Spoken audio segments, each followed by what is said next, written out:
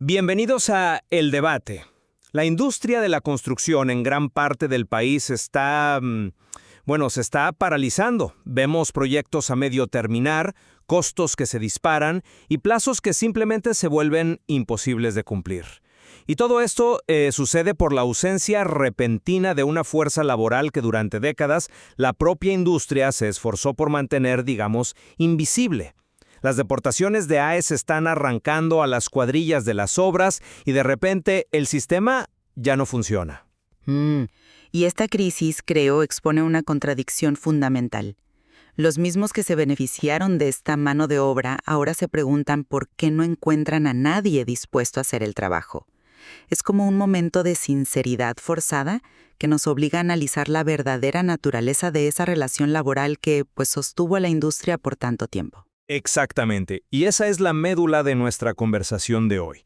Debemos preguntar, ¿la relación de décadas entre la industria de la construcción y la mano de obra inmigrante ha sido una de explotación sistemática construida sobre la vulnerabilidad para maximizar ganancias? ¿O ha sido más bien una relación de beneficio mutuo, aunque claro, profundamente imperfecta y desigual? Una simbiosis precaria donde, a falta de mejores opciones, se encontraron oportunidades reales de progreso económico y también de desarrollo de habilidades. Yo argumentaré que el sistema se diseñó, de manera implícita y explícita, para extraer el máximo valor de una fuerza de trabajo a la que se le negó sistemáticamente el poder de negociación. Sostengo que fue explotación. Y yo defenderé la idea de que, si bien los abusos son innegables y, sí, vergonzosos, esta relación también fue un motor de oportunidades. Para miles de personas fue la mejor y a veces la única opción disponible para construir un futuro.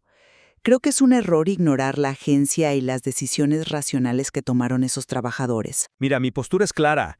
Esto es un caso de explotación de manual. El argumento del consentimiento o de que los trabajadores aceptaban el salario es una falacia cuando una de las partes negocia bajo la amenaza constante de la deportación. Eso no es un acuerdo libre, es coerción.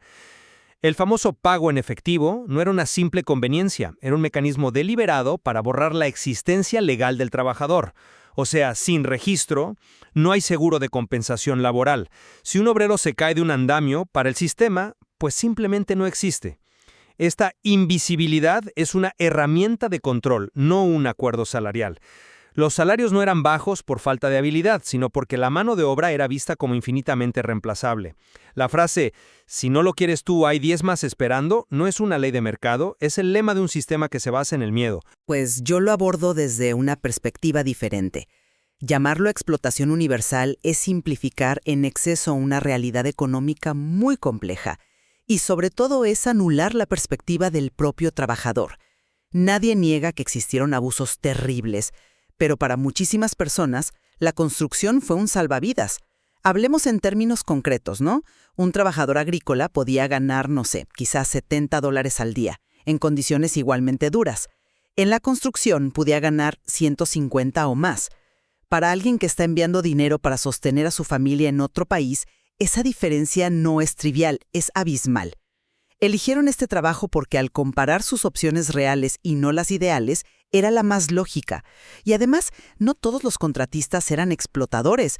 Hubo muchos que enseñaron el oficio, que trataron a sus cuadrillas con respeto, que se convirtieron en mentores y ayudaron a sus mejores trabajadores a independizarse. Presentar esto como un monolito de opresión es, para mí, ignorar miles de historias de resiliencia, de aprendizaje y de progreso. Pero la crisis actual, desatada por las deportaciones, es la prueba irrefutable de mi punto. Cuadrillas enteras que llevaban años trabajando en una ciudad desaparecen en una semana. Proyectos millonarios se quedan a medias. La industria no está sufriendo un pequeño bache. En algunas regiones está colapsando. Y no colapsa porque se fueron unos cuantos trabajadores, colapsa porque todo su modelo de negocio dependía de pretender que esa fuerza laboral, que era su pilar, en realidad no existía. La desesperación actual de los contratistas por encontrar gente no nace de un despertar ético, sino de la brutal matemática de la escasez. Su pánico es la confesión tácita de que el sistema era insostenible y sí, se basaba en la injusticia. Veo el caos, por supuesto, es innegable. Pero ¿qué demuestra realmente ese caos? ¿Demuestra una explotación universal? ¿O por el contrario revela la escala masiva de la contribución y del valor que aportaban estos trabajadores? Los proyectos se detienen no solo porque se fue mano de obra barata, sino porque se fue mano de obra calificada. Se fueron los expertos en el mercado, los instaladores de yeso que llevaban 20 años en el oficio, los techadores que sabían su trabajo a la perfección. El colapso no solo habla de su vulnerabilidad, habla de su indispensabilidad. El sistema se desmorona porque perdimos a gente que era realmente buena en lo que hacía, y ahora nos damos cuenta de que no tenemos a nadie para reemplazarlos. Eso, para mí, habla de valor, no solo de opresión. Pero es que el valor y el precio estaban completamente desconectados. Y ese es el núcleo del argumento.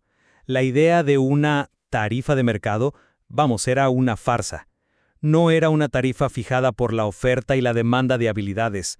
Era una tarifa suprimida por un desequilibrio de poder absoluto. ¿La prueba? Ahora que la mano de obra escasea y el poder de negociación ha cambiado, aunque sea un poco, los salarios se están disparando. Ese trabajo supuestamente no calificado de $15 la hora, ahora no lo encuentras por menos de 30 o 35. ¿Qué cambió? ¿La habilidad? No. Cambió el poder. El trabajo barato no era un reflejo de su valor real, era un subsidio que los trabajadores vulnerables le daban a la ineficiencia de toda la industria. Y durante años oímos el argumento de que estaban robando empleos. Pues bien, ¿dónde está toda esa gente a la que supuestamente le robaron el trabajo? ¿Por qué no aparecen ahora a reclamarlos? La hipocresía es flagrante. En eso estamos de acuerdo. Nadie puede defender ese doble discurso. Pero insisto en la pregunta fundamental desde la perspectiva del trabajador en su momento. ¿Cuál era la alternativa real? Ningún trabajo. Un trabajo que pagaba la mitad. Tú hablas de poder, pero al hacerlo le niegas al trabajador su propia capacidad de análisis y decisión. Ellos sopesaron sus opciones, con todos los riesgos y desventajas, y tomaron una decisión económica racional. No podemos juzgar esa decisión desde nuestra posición, asumiendo que deberían haber esperado una oferta perfecta que nunca iba a llegar. Y además, estás pintando a toda la industria con la misma brocha ancha, y eso no es preciso. No es una brocha ancha, es describir el ecosistema en el que todos operaban. Hablemos de esos buenos contratistas que mencionas. Quizás pagaban $1 o $2 más por hora que la competencia, pero su tarifa, su punto de partida, seguía anclada a ese mercado artificialmente deprimido por el miedo. Se beneficiaron de la estabilidad de tener una fuerza laboral que no podía ir a la huelga, que no podía reportar una violación de seguridad a OSHA, que no podía exigir pago por tiempo extra. ¡Se beneficiaron! Pero espera, la diferencia entre un mal jefe y un buen jefe no es trivial. Es la diferencia entre ser estafado con tu salario y recibir tu pago puntualmente cada viernes. Es la diferencia entre trabajar con herramientas inseguras y tener un capataz que se preocupa por su gente. Esas diferencias son el mundo para el trabajador del día a día.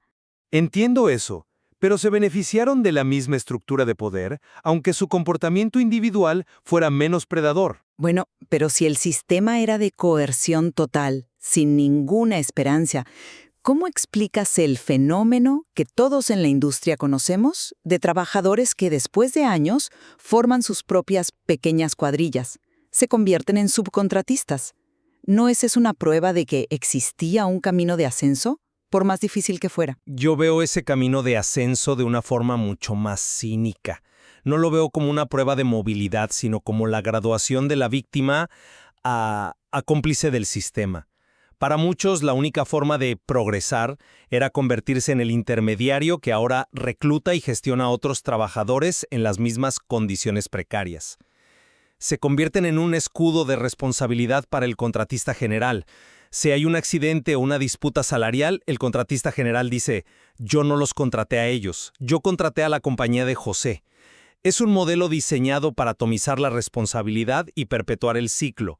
No es un escape del sistema, es encontrar un rol ligeramente más cómodo dentro de él. ¿Pero eso es negarles el espíritu emprendedor? Muchos de ellos no lo ven como ser un cómplice, sino como tomar el control de su propio destino, fundar una pequeña empresa, tener sus propios contratos, contratar a su gente de confianza. Para ellos, eso es el sueño americano, en su versión más cruda y real. Lograron algo por sí mismos en un entorno increíblemente hostil. Decir que simplemente se convirtieron en parte del problema me parece, un insulto a su esfuerzo y a su ingenio. Ellos encontraron una grieta en el sistema y la convirtieron en una oportunidad. ¿Era perfecta? No.